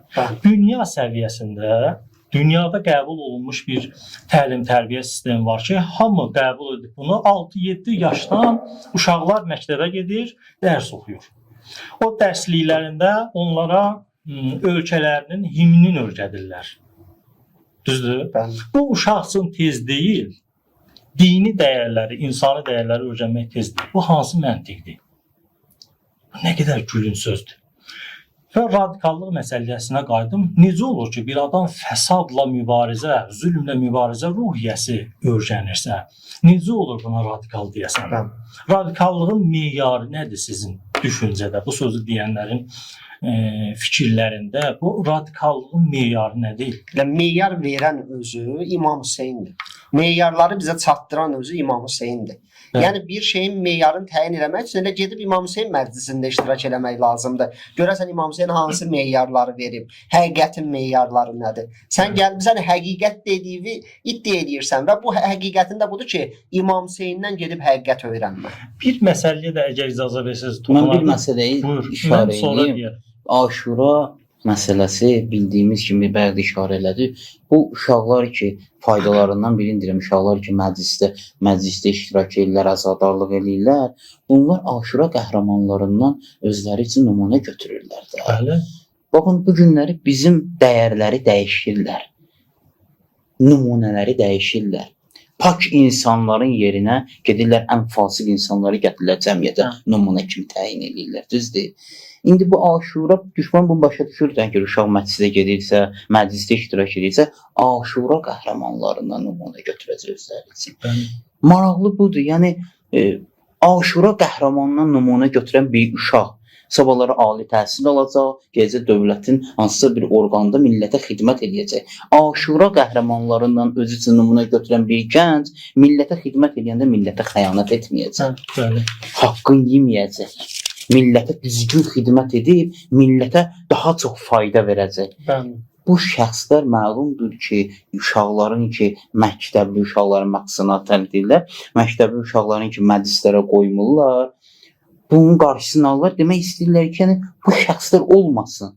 Özləri kimi xalqa ziyan verən, xalqın haqqını yeyən şəxslər meydana gəlsin. Bir dənə mən sosial şəbəkədə bir şey görmüşdüm. Görürəm, video idi. Orada uşaqlar sinə vururlar. Məsələn, mərsi yoxunu televizyon qabağında sinə vururlar. Görürəm kommentlərdə, hətta videonun altında da elə yazılmışdı ki, niyə uşaqlarımızı təhsildən saxlayırıq, belə bir şeylərlə məşğul edirik. Mən də orada yazdım, indi də deyirəm, təhsillə Aşuranın nə ziddiyyəti var ki? Bir uşaq təhsil alsın dediyimiz kimi, gözəl təhsil alsın, gəlsin məhrəm məclislərdə də iştirak eləsin də. Niyə bunu fəsada Onlar deyirsiniz? bir-birini tamamlayan bir şeydir. Niyə fəsada demirlər bunu? Niyə demirlər ki, uşaq gedir konsertlərdə iştirak edib, gəlsin təhsil alsın? Üzdən İrağı müğənni kimi çağırırlar, mahnı oxuyur, uşaqlar oturub orada. Bəli. Qulaq asırlar onlara. Elə Bunu niyə demirlər? Mən dediyimiz kimi, əvvəldən dediyim kimi, bu şəxs həm təhsilin gücləndirsin, qərəzlərdən həm də İmam Hüseyin nümunə götürsün, millətə xidmət edəsin. Bizim özümüzə xeyirdir. Bunlar bir-birini kamilləşdirən bir şeydir. Elm, din, bu ümumi bir mövzudur da. Elmlə dinin rabitəsi nədir? Bəli, elmlə din bir-birinə əsas rabitələrindən biri alimlər bunu qeyd edir. Bir-birini kamilləşdirir və elmin nailiyyətlərinin haqq yolda istifadəsinə səbəb olur. Təsəvvür et, sənin mənəviyyatın yoxdur, sənin üçün fərq eləmir. Atom bombasını verəsən canın əlinə, yoxsa ədalət sevərin əlinə, ədalətli birinin əlinə. Sənin üçün fərqi yoxdursa, hansı pulu çox versə onun əlinə verəsən. Canın əlinə verəsən cinayət edəcək. Sənin gərək mənəviyyatın kamili olsun. Bunun yolu nədir? Din. Dindir insanın mənəviyyatını kamilləşdirən. Dinsiz insan dini qəbul eləməyən mənəviyyatı yoxdur? Yox. Din kamilləşdirir, onda da var. Sadəcə dinsiz kamilləşən deyil. Yəni Aşura məktəbi insanları bir şəxsiyyət olaraq kamilləşdirir. Çox gözəl. Siz bir məsələni buyurun. Bəli.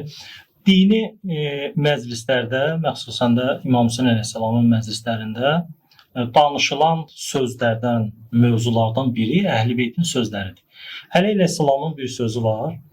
Mən belə bu təbirlə istəyirəm ağanın sözünü deyim. Qızıl suyuyla yazılan sözlərdən biridir. Qızıl kəlmələrdir. Həzrət buyurur, bütün dünyanı mənə verələr. Qarışqa ki ağzında yem aparır ha, o yemi ondan almaram. Bu həddə zülm etmərəm. Aydındır. Bu məclislərdə böyüyən uşaqlar bu düşüncəli olacaq. Bu sözləri eşidirlər. Bu sözləri eşidirlər. Zülmlə mübarizə ruhiyyələri yaranır. Dini və insani dəyərlər yolunda fədakarlıq etməyə can atırlar. Faydaları budur. Fəsada yox deyirlər.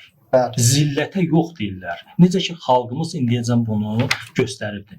Baxın, bizim xalqın dəyərlərindən budur ki, xalqımızın parlaq keçmişi var. Səttarxan barəsində deyirlər. Bu İmam Hüseynin məktəbindən bu sözlər. Səttarxan barəsində deyirlər ki, ona deyildi, Rusların bir bayrağı sanc evə, Ruslar sənə toxunmasınlar.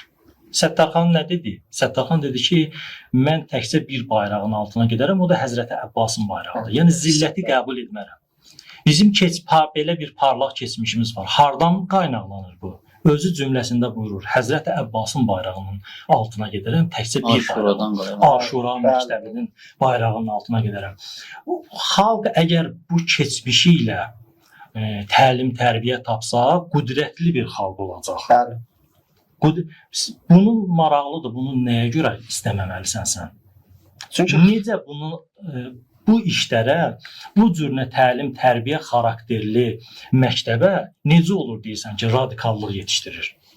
Çünki düşmən qüdrətli və azad bir xalq istəmir. İstəmir. Həmişə düşmənlər müsəlmanları heç vaxt, müsəlman ölkələrin azad görmək istəmir. Quran bu barədə Quranın sözü var. Allah Taala Fir'on barəsində deyir, Firon barəsində buyurur ki, "Vəstəxəffə qovməhu fəətau." Firon hegemon bir qüdrət idi, istəyirdi xalq ona tabe olsun. Bunu hansı yolla etdi? Xalqı yelbeyin etdi. Dəyərsizləşdirdi, rəqqaslığı öyrətdi qızlarına, iffətsizliyi öyrətdi ailələrə, qeyrətsizliyi öyrətdi cavanlara, narkomaniyanı öyrətdi cavanlara. Bununla dəyərsiz etdi. Dəyərsiz insan iki köpüyə görə xalqı satar. Nəinki məsələn qonşusun, xalqı satar. Bu günlərə satqınlar, xainlər kimlərdir? Həmin dəyərsiz insanlar. Bəli. Bu bir metoddur. Allah Taala Quranda buyurur ki, əsrlər əvvəl Firon bu metoddan istifadə edib. Yelbeyin etdi, sonra ətau. Ona itaat etdilər. Yelbeyin etdi, dəyərsiz etdi, itaat etdilər. Odur, indi də görürük ki, həmin proses gedir. Məsələn, günümüzə baş verən müharibələr də bunu göstərir. Məsələn, xüsusən də müsəlmanlar arasında, axır zamanlarda baş verən müharibə, müsəlmanlarla Amerika və zalim rejim İsrail arasında gedən müharibələr. Bu Məhərrəm ayının və İmam Hüseyn inqilabının bu kimi müharibələrdə müsəlmanların ideoloji düşmənlərlə müharibəsində nə kimi rolu var? Biz müharibə görmüş, özümüz də müharibə görmüş ölkəyik. Və bizim müharibələrimiz də qədimdə də olub, indi də olub. Müharibə acısını ən çox hiss eləyənlərdən biri də bizim xalqımızdır. Və yenilikdə hiss eləmişik. Bəli. Və şükürlər olsun biz o izzət bizə nəsib oldu ki, o işğalda olan ərazilərimizi ala bildik. Lakin bir məqama toxunmaq istəyirəm. Bugünkü müharibələrdən sual verirsiniz. Niyə bu mövzuya toxunaq? Bunu qeyd eləmək istəyirəm. Azərbaycan xalqımız ermənilərlə mübarizə apardı. Nə uğrunda? Qarabağ torpaqları uğrunda. O torpaqlarda erməni də deyirdi mənim vətənimdir. Biz də deyirdik bizim vətənimizdir. Mübarizə aparırdıq. O da deyirdi vətənimdir, biz də deyirdik. Yaxşı, bizim mübarizəmizi müqəddəs eləyən nə idi? Niyə bizim mübarizəmiz müqəddəs idi? Onların mübarizəsi batil mübarizə. Çünki biz haqlı tərəfi idik. Haqdır bir mübarizəni müqəddəs eləyən və yaxud batil eləyən. Onlar haqsız tərəfi idi. Özlərinə aid olmayan bir yer uğrunda mübarizə aparırdılar. Ona görə bizim dünyadan gedənlərimiz şəhid idi, onlarınki yox. Meyyar haqq. Meyyar haqqdır. Biz sabah biz özümüz də bir məmləkətə hücum eləyək, onların aramlığını vuraq bir-birinə. Biz olacaq haqsız. Bizim mübarizəmiz müqəddəs mübarizə olmayacaq. Bizim şəhidlərimizin şəhid hesab olduğu üçün və yaxud da haqlı olmağı üçün Azərbaycanlı olmağı yox ki, haqq olduğu. Bəli, meyyar milliyyət, coğrafiya, ay mənim vətənimdir, bu şeylər deyil. Meyyar budur. Haqsan yoxsa yox. Əgər meyyar bu olsa ki, mənim vətənimdə, o erməni də özünə vətən deyir. Əgər sən də haqsız olsan, erməni ilə fərqin yoxdur ki. O da haqsızdır, sən də haqsızsan. Sənin mübarizənin də müqəddəsliyi aradan gedir. Bəli. Əgər bir mübarizəni müqəddəs eləyən meyyar həmin haqdırsa, haqqın bunu bilin ki, vətəni yoxdur. Sərhədi yoxdur. Vətəndaşı yoxdur. Hər bir haqq sevən haqq məmləkətinin vətəndaşıdır, üzvüdür. Coğrafiyası, sərhədi yoxdur. Haqqı hardadırsa, haqqla batil harda mübarizə aparırsa, sən haqq sevərsənsə, sənin mübarizəndə bu. Fərqi yoxdur. Bu coğrafiya Fələstin olsun, İran olsun, Türkiyə olsun, Azərbaycan, öz məmləkətimiz olsun, fərq eləmir. Harda olur olsun. Harda haqqla batilin mübarizəsi varsa, sən də haqqı sevənsənsə, sənin məmləkətində deməli mübarizə gedir. Biz bugün bu mübarizələrə toxunuruqsa buna görədir. Fələstinin yanındayıqsa buna görə, çünki haqdır. Türkün yanındayıqsa buna görədir, çünki haqdır. Türkdür deyə yox, haqdır deyə. Haqq meyyarı. Bugün İranla İsrail, Amerika mübarizə aparır.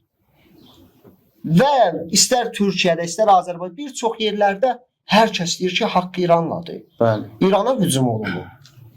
Baxmayın ki, media əks təbliğ edir. Bəli. Bəzi medialar əks təbliğ edir. Onlarda da müəyyən yumşalmalar olub həmin medialarda. Maraqlı bir nöqtə var medianın təbliğ üslubunda. Onu İnşallah. yadıma salarsınız, bir də yadımdan çıxar deyərəm. Hələ ondan işim yoxdur. İndi bəs belə yerdə biz gərək fikrimizi bildirək. Biz haqqın yanındayıq, bizim məmləkətimiz haqqdır. Və haqqa hücum olunub.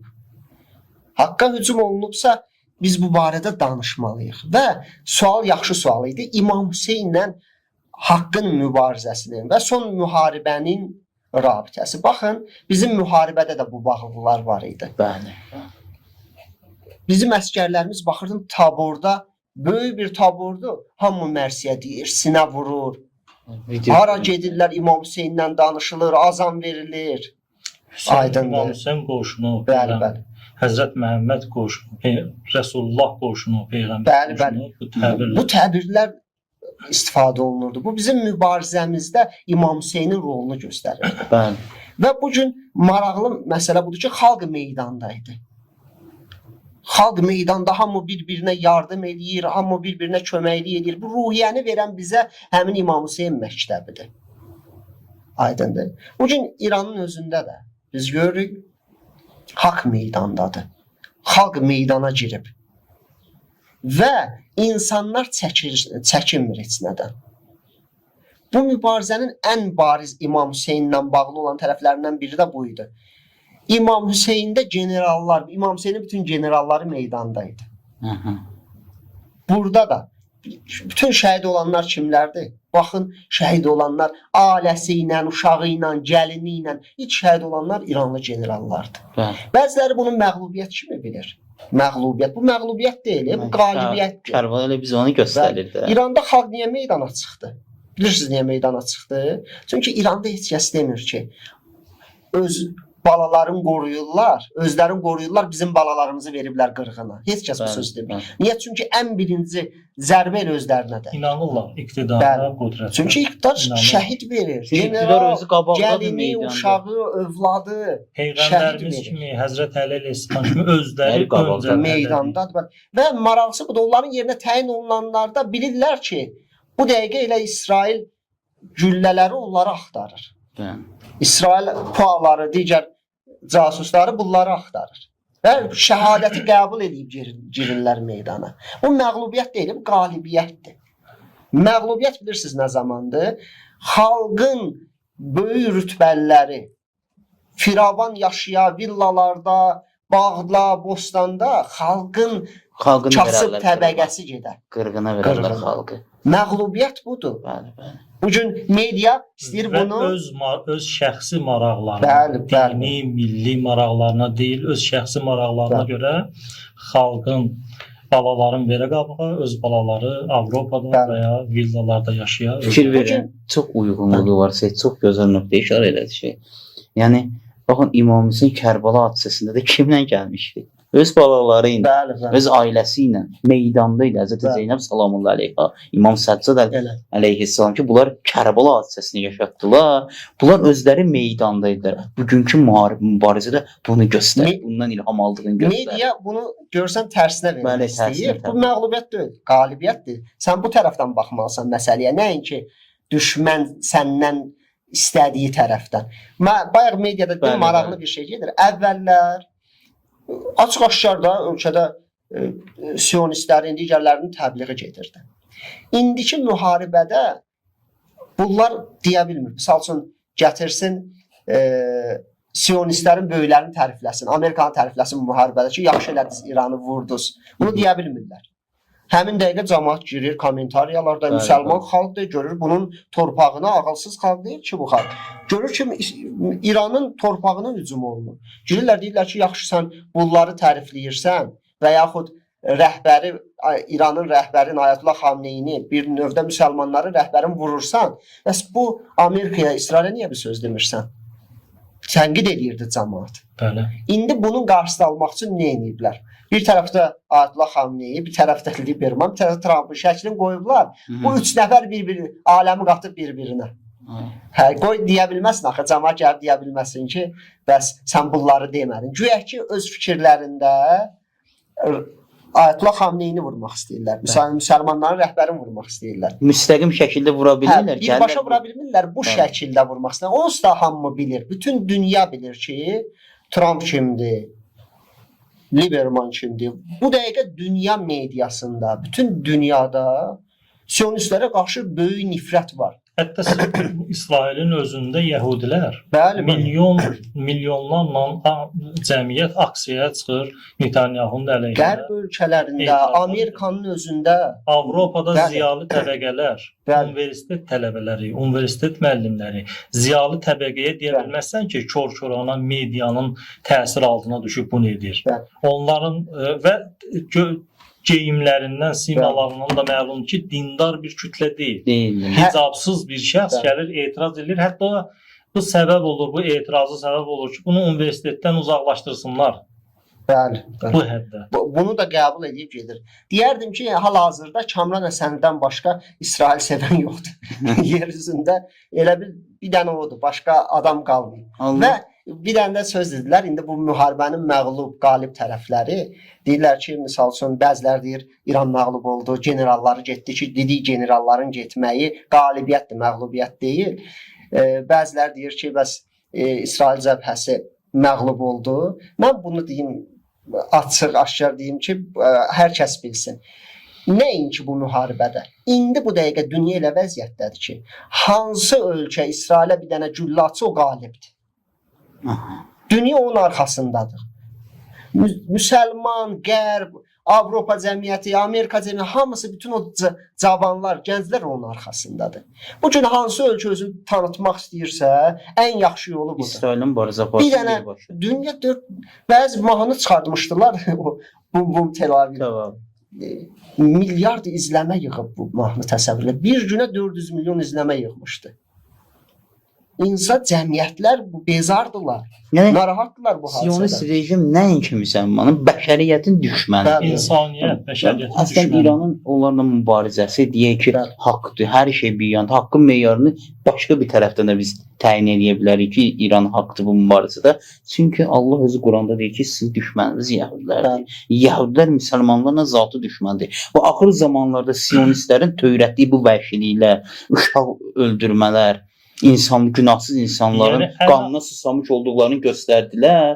Bu da göstərir ki, bunlar üçün meyar yoxdur. Bunlar Bəli. bəşəriyyət insan qanına susuyublar. Bu, Bir daha İrana haqq olduğunu burada biz görürük də. bu dediyinizə əsasən müsəlman adını daşıyan şəxs yəhudini özünə düşmən bilməlidir. Ən Bəli. azı budur. Bəli, Minimum budur. Mən də bu məsələyə toxunmaq istəyirdim suala. Kərbala məktəbi bizə çoxlu dəyərlər öyrədir də. Çoxlu dəyərlər öyrədir. O dəyərlərdən biri qeyrət və şücaətdir. Qorxmazlıqdır. Siz təsəvvür edin, 72 nəfər tarixdə gəlib ki, 30 min deyiblər qoşunu, düşməni. 30 binin qarşısına çıxırdı, hər biri rəcəz oxuyurdu. Bir şəxsin qarşısında rəcəz oxuyurdu. Bir şəxsin qabağında haqqı deyirdi, zilləti qəbul etmirdi ki, əli silahlı idi. Hər an öldürə bilərdi, terror edə bilərdi və bu cür nə də edirdi. Bir nəfər döyüşün qaydaları budur da, keçmişdə belə bir döyüş qaydaları olub, cahil ərəb olmağına baxmayaraq bəziləri cahil olub. Amma bu qaydalara əməl ediblər. Çox təəssüflər olsun ki, hal-hazırki döyüşlərdə sionizm cahillərdən də pisdir. Onlar yenə mərdanəliyi var idi. Heç bir çərçivəyə Heç bir çərçivəyə riayət eləmir. Hətta təsəvvür edin, Qəzzədə yemək paylayırlar. Bu adla Qəzzəliləri çağırırlar, güllələyirlər. Bu döyüş ərəfəsində hamının fikri İran, Amerika, İsrail döyüşünə yönəlmişdi. Həmin ərəfədə bu işi gördülər. Təsəvvür edin, bunu dedilər. Baxın, hər bir şəxs 72 nəfərdən hər biri çıxırdı 30 min əli silahlının qarşısına. Hər an onu terror edə bilərdilər. Onların qarşısında haqqı deyirdi, rəcəz oxuyurdu və batili pisləyirdi. Bu qeyrət və şücaətdir. Hətta Həzrət Qasım ki 13 yaşındadır, əvvəldə də dedik, 13 yaşlı Qasım da çıxıb bu işi görürdü. Bu qeyrət şücaəti biz bəzi müsəlmanlarda görürük. Yəmənli müsəlmanlarda görürük. Qəzzəli müsəlmanlarda görürük bu şücaəti. İranlı müsəlmanlarda gördük, hazırki döyüşdə gördük. Azərbaycanda xalqımızda bu dəyərlər var idi. Bəli. Təsəvvür edin bir xanım şəhid anası, mən özüm gördüm sosial şəbəkədə. O vaxtı buyururdu ki, mən söz vermişəm İmam Hüseyni ağlayacağam. Öz oğlumu ağlamayacağam. Bu ki, hansı məktəbin təlimidir? Kərbala məktəbi. Adından məlum. Arxa cəbhənin belə bir qüruru düşməni sındırır. Ön cəhbəyə qüvvət verir. Ön cəbhəyə qüvvət verir. Bəli. Biz bunu görürük. Biz təsəvvür edin, bəziləri məlumatsızdır deyə fikirləşirlər ki, son zamanlarda İran-Amerika döyüşü başladı. Belə deyil. 40 ildir, 40 ildən yuxarıdır. İran təzə inqilab etdikdən sonra, bilirsiniz də, inqilab edəndə təzə bir qüdrət ki, hökumətə gəlir. Onun döyüşmək üçün lazımi tədarükü olmur. Təsəvvür edirsiniz, təzə inqilab quran kimi o da sakit qalmalısan, qüdrətlərlə barışmalısan. Amma qüdrətə gələn kimi deyirdi ki, İsrail aradan getməlidir, Amerikaya lənət, Amerikaya ölüm olsun. Amerika heç bir qələt edə bilməz. 40 ildən yuxarıdır dünyada, hətta dırnaqarası bəzi müsəlmanlar ki, Amerika və İsraili super qüdrət bilirlər. 40 ildir buna deyir ki, heç bir qələt edə bilməzsən. Trump bu döyüşlərdən əvvəl getdi Ərəb ölkələrindən, Qətərdən, Ərəbistandan döyüş üçün lazım olan o pullar ki var idi, milyardlarla dollar aldı. Gətirdi. Həqiqətən də Trump'ın bir sözü var, deyir, Ərəbistan üçün bunu demişdi, bizim sağlam inəydi. Həqiqətdə də budur. Əlbəttə təkcə Ərəbistan deyil, başqaları da bu cür nədir. 40 ildir bu sözü deyirlər. Siz təsəvvür edin, bəziləri narahatdır ki, İran necə olacaq, İran, Amerika falan. Siz bir dənə baxın, 2 ildir super qüdrət, yenə deyirəm, dırnaqarası super qüdrətlər İsrailin arxasındadır. Qəzzədə bir təşkilatı aradan apara bilməyib. Əsirləri azad edə bilməyib. Bu hansı məktəbin təlim tərbiyəsidir? Onlar deyirlər ki, biz zillətə heç vaxt tabi olmayacaq. Biz izzətliyik. Təsəvvür edirsiniz? Belə bir dəyər və ya başqa bir dəyər öyrədir bizə. İhdəl hüsnəyəyn prinsipini öyrədir bizə. Allah Teala Quranda möminlər barəsində buyurur, İhdəl hüsnəyəyn. İki gözəllikdən biri. Bu prinsiplə yaşamaq. İki gözəllik, yəni mübarizə edirəm. Qalib gəldim, qalibəm. Qalib olmasam da, çünki haqq cəbhəsindəyəm, yenə də qalibəm. Hər ikisi gözəldir. Bu prinsiplə döyüşür. Yəmənli bir generaldan soruşulur ki, siz bilirsiniz, hansı qüdrətlə döyüşürsünüz? Super qüdrətdir onların nəzərində. Deyir, bilirəm, amma mən Allahla müamilə edirəm. Əgər ölsəm şəhidəm, qalsam qalib. Qalsam qalib. Amma əgər təslim olsam, həm bu dünyam gedir, həm o dünyam. Bu İhdəl hüsnəyən prinsipidir. Allaha çox şükür ki, biz Azərbaycan xalqının da qeyrətli cavanları bu cür nədir? Bu cür İhdəl hüsnəyən prinsipi ilə yaşayırlar. Kərbalanın bizə öyrətdiyi bu dəyərlər döyüş meydanında belə bir əhəmiyyətli rolu var. Əhəmiyyətli rola malikdir. Bəli, o super güc ki. Əlbəttə dəyərlər çoxdur indi. Bəli. Super güc ki dediniz, yəni super gücün mənası budur ki, gücün məhdudiyyəti olmaz. Evet. Biz də bilirik ki, gücün məhdudiyyəti olmadığı yeganə varlıq Allah. Və onlar ki, özlərinin nisbəti verirlər Allaha, Allahın qüdrətinə. Kərbala, yəni super güc. Yəni Kərbala öz qüdrətini hardan alır? İlahi qüdrətdən alır. Özünə nisbət verir ona ona. görə də ildən, günü-gündən daha da genişlənir. Daha da çox insanlar arasında tanınır İmam Hüseynin məktəbi və insanlar bu məktəbdən bəhrələnirlər.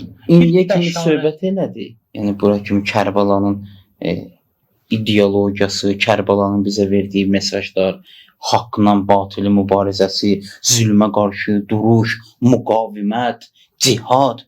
Yəni bu müharibələrdə bir daha Kərbala bizim üçün aydın oldu. Belə deyək də, Kərbalanın rolu bizim üçün aydın oldu. Bəli, Hətta mən bunu qeyd edeyim. O vaxt çox maraqlı bir məqam olmuşdu. Göstərirdilər. Erməni müxbirlər birindən müsahibə götürür. Bir dənə pua səsi eşidən kimi görsən qaçdı, getdi, Bəli. yuvasına girdi. Bizdə də birindən müsahibə götürürdülər. Dilə qorxursan, o səs gəlir edir. Deyir, gör heç mənim vecimədir bu şey. Heç mən narahat Bəlli olmam. olmur heç. Hələ biri də qəşəng maraqlı söz demişdi. Deyir, biz əksinə deyir, nabarot qızışıyoruz. Belə bir söz demişdi. Bunun bir mistaqı da İranda baş verdi. Ərdəbilli bir xanım, elə o da belə deyək də, həm şəhrimizdir, Təbrizlilər demişkən, Səhər imamı. Maraqlıdır, telekanala əvvəlcədən xəbər göndərmişdilər ki, buranı vuracaq. O ki, orada veriliş apardı, bilirdi vuracaq. Gəlmişdilər, tökülmüşdülər, çıxartmaq istədilər, çıxmayacaq biz burada. Çıxmayacaq. Niyə? Xanım Zeynəb məktəbidir. Bəli. Xanım Zeynəb. Xanım Zeynəb Yezidin sarayında, İbn Ziyadın sarayında İmam Hüseyn qiyamının həqiqətini çatdırdı. Kərbəla ideologiyasını təbliğ etdi. Maraqlı, həmin xanım da bilə-bilə ki, ora vurulacaq. Qaldı orada axıra qədər dedi ki, bura xəbərlər agentliyidir. Trend oldu. Biz buradan həqiqəti çatdıracaq. Tərk eləməyəcəyik buranı. Axıra qədər də, sonuna qədər Mübarizənin başqa cəbhəsidir. Başqa cəbhəsi. Studiya dağılana qədər də orada qaldı. Mən xanım İmaminin həmin səhnəni müşahidə elədim. Deməli əvvəlcədən Seyid də buyurduğu kimi, əvvəlcədən xəbərdarlıq etmişdilər. Təbii ki, onların da məlumatı var idi, vurulacaq. Bu bir qorxu yarada biləcək bir amil, qorxu yarada biləcək amil. İkincisi bu idi ki, 3 dəfə hücum oldu. Bir dəfə vurdular. Bu xanım da hiss elədi vurdular. Amma nəinki sözündə izdirab, narahatçılıq hiss olunmadı, daha da şücaətlə başladı verilişi davam elətdirməyə. İkinci dəfə vurdular. Bu daha da şücaətləndi. Üçüncü dəfə vurdular. Daha da şücaətləndi. Dördüncü dəfə vuran üçün onun olduğu yerə də təsir qoydu deyə o da çıxdı çölə. Yəni belə bir səhnə idi. Seyid buyurduğu kimi xanım Zeynəb əleyhissalamın məktəbinin yetişdirdiyi şəxsiyyət. Başqa bir şey də sən istəyirsən biləsən qalib iki müharibədə qalib tərəf hansıdır, məğlub tərəf hansıdır, onun xalqına bax. Xalqının rəftarına bax. Baxın bizim müharibələrimizdə necə idi? Azərbaycan xalqı hamısı meydanda, hamı bir-birinə kömək edir, hamı gedir növbəyə düzülür döyüşmək üçün könüllü şəkildə. Ermənistan tərəfdə necə qırğın bir-birini qırırdılar. Döyüşdən qaçan kim, bir-birini qıran kim, ölkəni tərk edən kim, 50 cür oyun çıxardılar. İranla biz burada Allah nəsib elədi, biz burada olduq da, o belə deyək, Fələstinin başına yağan bombalardan biz də müşahidə elədik. Ən azı bu ab-havada olduq. Biz həqiqətən utanc vericidir. Bir müsəlman coğrafiyasında xalq o qədər əziyyətlə yaşayasan, rahat, rifah içində yaşayasan, adam özünü biraz mənəvi xəcalət çəkir bu baxımdan. Biz burada şahid olduq, insanlar növbəyə düzüldü, könüllü yazılan kim, bir-birinə yardım edən kim. İsrail cəbhəsində necə gündə 3 dəfə gedib tunelə girirdilər, yerin altına girirdilər. İnsanlar bir-birini qırırdı, bu onu ittiham edir, o bunu ittiham edir, siyasətçilər bir-birini qırır. Lakin İranda elə bir vəhdət yarandı ki, hətta bəziləri deyir ki, İslam inqilabı dönəmində belə bu vəhdət yox idi. Niyə? Müxalif cəbhələr, ölkə xaricində olan müxalif cəbhələr belə hakimiyyətlə vəhdətin elan elədi. Açıq-aşkar və elə şəxslər var idi ki, bir ömür İran hakimiyyətinin əleyhinə danışırdı. Bu müharibələr başlayanda dedi ki, mən sevinirəm bugün bu cür mömin şəxslər, bu cür generallar bizim dövlətin, xalqımızın keşiyində durur. Yəni insanların o birliyi, o şeyi bu müharibənin ən böyük qazanclarından biri idi. Niyə? Çünki düşmən 40 ildir 5-6 ölkənin idarə olunması üçün kifayət eləyəcək büdcəni xarici İranda xarici mediaya yatırmışdı. Cəmiyyəti bu hakimiyyətdən, inqilaba qarşı soyutsunlar deyə. Və bu xərcləri hamısı havaya uçdu. İran-İsrail döyüşündə bəzi münafiq simaların aşkar oldu. O şəxslər ki, əvvəlcədən deyirlər türk, pan-türkçülük maraqları ilə və Təbriz bizimdir, bir xalqıq. Amma gəldilər həmin döyüşdə də mühüm İranda vurulan hücumlara məruz qalan mühüm şəhərlərdən biri Təbriz idi. Ən şiddətli hücumlardan biri də oraydı. Biri Təbriz idi. Burada sakit qaldılar. Əksinə İsrail tərəfindən Hətta İsraili təriflədilər. Bu münafiq çehrələrin, münafiq simaların aşkar olması deməkdir. Necə olur? Əvvəl deyirdi Türk, indi Türkü vurdular, sən sakit qaldın. Deməli, Türk demək əmri də elə bir yerdən gəlirdi onlar. İdarə olmursunuz. Bəli. Müstəqil deyilsiniz, azad deyilsiniz. Hansısa bir zillətə təslim olursunuz, boyun əyirsiniz. Bəli, nəticə olaraq onu deyə bilərik ki, Məhərrəm və İmam Hüseyn qiyamı təkcə bir zamana aid deyil. Həmin bizim öz ölkəmizdə olan müharibədə İmam Hüseyn Kərbala hadisəsi özünü göstərdi. O ideologiyanı yaşayan gənclər, onların apardığı mübarizələr bir daha göstərdi ki, Kərbala hadisəsi deyək ki, yalnız hicrətin 61-ci ildə baş verdi, qurtardı, yox, hələ də yaşayır və yaşayacaq. Bizim vəzifəmizdir bunu davam etdirək. Bunu da yaşatmaqdır. Əlbəttə düşmənə bir söz demək olar ki, düşmən yalnız bu məktəblə mübarizə aparmaqla bu məktəbi daha da genişləndirəcək. Heç vaxt bu məktəbi belə deyək, dairəsinin kiçildə bilməz, bu məktəbi aradan apara bilməz. Hər birinizə təşəkkür edirəm. Çox faydalı bir veriliş oldu, fayda apardı verilişdən. Allah hər birinizdən razı olsun. Allah evimizə də bərəkət versin. Əziz izləyicilər, Məhərrəm verilişində sizlərin xidmətində idik. Hər birinizi Allaha tapşırırıq. Assalamu aleykum və rəhmətullahi və bərəkət.